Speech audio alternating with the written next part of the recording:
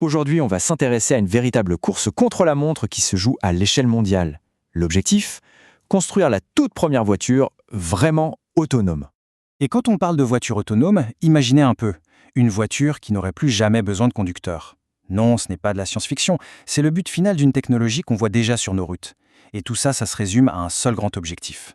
Cet objectif, c'est ce qu'on appelle l'autonomie de niveau 5, c'est-à-dire une voiture capable de rouler n'importe où, par n'importe quel temps, sans la moindre aide humaine.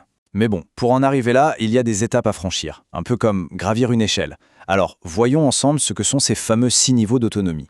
C'est parti, on se penche sur les 6 niveaux. Et la première chose à bien comprendre, c'est que l'autonomie, ce n'est pas tout ou rien. Ce n'est pas un bouton marche-arrêt. C'est une progression, étape par étape. Alors, ça commence tout simple. Au niveau 0, c'est le conducteur qui fait absolument tout. Niveau 1, la voiture aide un peu, genre avec le régulateur de vitesse. Au niveau 2, elle gère 2 choses à la fois, comme la vitesse et la direction. Pensez au créneau automatique. À partir du niveau 3, ça devient intéressant.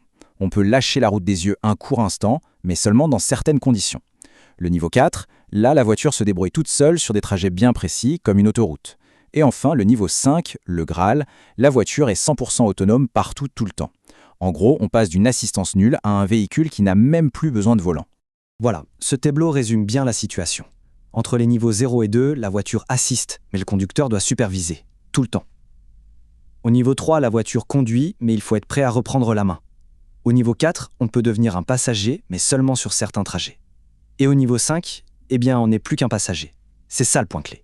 Le vrai changement, c'est ce transfert de responsabilité. Mais alors, comment une voiture fait-elle pour remplacer un humain? Eh bien, pour commencer, il lui faut des sens. Et pas n'importe lesquels. Des sens super sophistiqués pour comprendre tout ce qui se passe autour d'elle. Ces sens, ce sont en fait tout un arsenal de capteurs. On a d'abord les caméras qui sont là pour lire les panneaux ou les lignes sur la route. Ensuite, le lidar qui scanne tout en 3D pour créer une carte précise de l'environnement. On a aussi le radar, hyper fiable pour détecter d'autres véhicules et leur vitesse, même sous la pluie ou dans le brouillard. Et enfin, les capteurs à ultrasons, parfaits pour les manœuvres millimètres près. En fait, chaque capteur a sa spécialité. Ce sont les yeux de la voiture. Et c'est là qu'on touche à un concept essentiel. Une caméra, ça peut être ébloui par le soleil, ça voit mal dans le brouillard. Le lidar et le radar, eux, ils s'en fichent complètement de la météo. Ils mesurent les distances avec une précision redoutable. C'est ça, l'idée de redondance.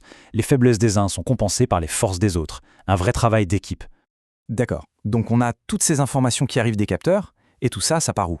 Directement dans l'ordinateur de bord, le fameux cerveau de la voiture. C'est une intelligence artificielle qui analyse tout en temps réel, interprète le monde extérieur et prend les décisions de conduite. Et ce cerveau, il n'est pas né d'hier. Il a été entraîné sur des milliards de kilomètres pour apprendre à gérer à peu près toutes les situations imaginables. La technologie a l'air au point, elle progresse à une vitesse folle. Alors la question qu'on se pose tous, c'est pourquoi on n'en voit pas partout sur nos routes? Quels sont les obstacles? Eh bien, un des plus gros freins, il n'est pas technique, il est juridique. Imaginez un accident. Qui est responsable? Le propriétaire de la voiture? Le constructeur? Le développeur du logiciel? C'est un vrai casse-tête juridique et pour l'instant, la loi a du mal à suivre. Et puis, il y a la question qui fait froid dans le dos, la question éthique. Comment est-ce qu'on programme une machine pour qu'elle fasse un choix moral dans une situation où il n'y a pas de bonne solution? C'est une question vertigineuse et la réponse ne se trouve pas que dans les labos des ingénieurs. Face à ça, les concepteurs ont une ligne directrice très claire. L'objectif numéro 1, absolu d'un véhicule autonome, c'est la sécurité. Le système doit être pensé pour éviter, de manière systématique, les situations qui pourraient mener à un tel choix. Le but, c'est que ce genre de dilemme n'arrive en théorie jamais. On voit bien qu'il y a des défis, c'est certain. Mais malgré tout, la promesse de cette technologie reste immense. On parle d'une transformation complète de notre façon de nous déplacer. Parce que l'objectif final, au fond, c'est de bâtir un système de transport beaucoup plus sûr. Pensez-y, la cause numéro 1 des accidents, c'est l'erreur humaine. Une machine, elle ne se fatigue pas, elle n'est jamais distraite. Le potentiel pour sauver des vies est juste énorme. La voiture autonome, ce n'est plus une question de si, mais de quand. Et ce changement, il va bien au-delà de nos trajets quotidiens. C'est toute l'organisation de nos villes et même de nos sociétés qui pourrait être redessinée. Ce qui nous laisse avec une dernière question, une question pour nous tous. Sommes-nous prêts ?